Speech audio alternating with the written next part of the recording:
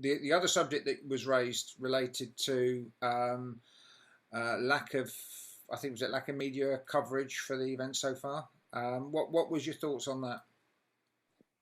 I think it's. I've been quite disappointed, to be honest, with the coverage this week. Um, Again, I think Mark Burridge touched on it on Twitter and described the Sussex Cup final as, sorry, the Regency as the stayers race of the decade.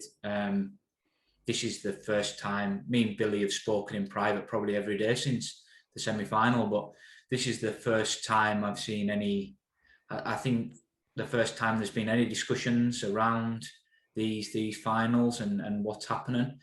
I don't think that there's been much coverage, if any coverage, on social media.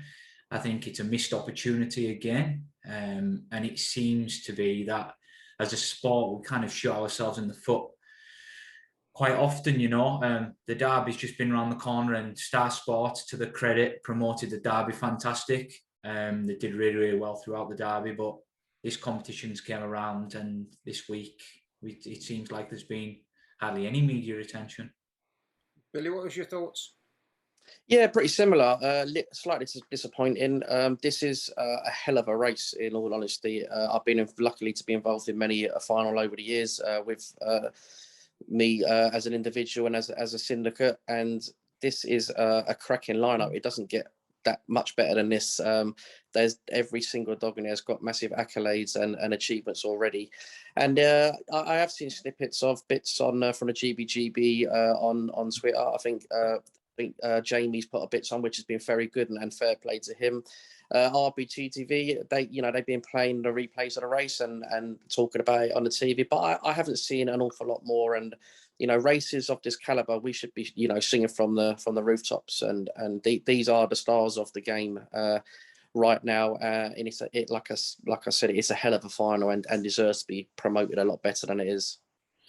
Yeah, I mean, all I would say from I'm saying sort of defending a Greyhound Star Corner is that obviously when these events are covered on RPG TV semi-finals, they've got all their footage, they've got their YouTube stuff. Everybody knows what the result is on the night. To a certain extent, there would have been a time where Greyhound Star would have said, "Here's a review of the semi-finals." I think social media has kind of moved beyond that now. Everybody knows what it is, so unless you can come up with a new angle. For me, as a journalist, this kind of thing is a new angle, or at least it's not particularly new, but at least it is a way of looking at the race without simply showing people any number of replays of the semi-finals, which I think people can source those themselves.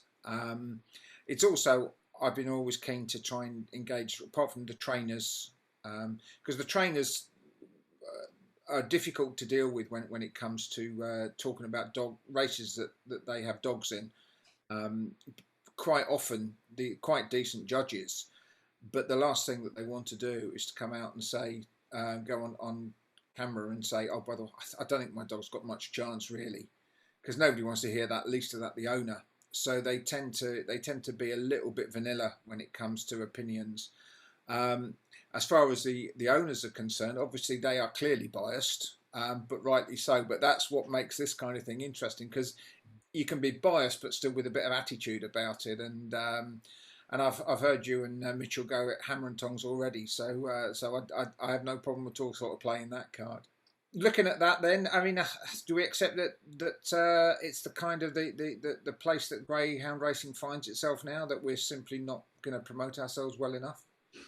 I think you're absolutely correct, and I probably see it a little bit more because obviously I'm heavily involved in Australia, so I've seen our dogs in finals, and the media publicity around competitions and Melbourne Cups and whatnot, and I see what they do over there, and it's one of the things that Mick Floyd always says to me, that if it's a final, we six dogs have got a story. We as a sport, we just don't tell the six stories well enough. We could have been telling the stories this week. The likes of myself and Billy and Andy Pelly and Lorraine, who've got the I Am's a dog. we like a bit of banter. We could have had a good laugh with it this week. And I mean, that's just looking at the Regency. You've got the Sussex Cup. You've got some very flashy pubs going to be going around on Saturday that have got big reputations. You know, there's so many angles that we could have promoted it and got it out there a bit better. Just sometimes just feels like we're missing a trick, really. I think so. The only thing I would say again it's up to RPG TV to defend themselves, or any other media outlet to defend themselves, where GBGB spends its money. I mean, I would love to have the kind of money to play with that Mick Floyd has.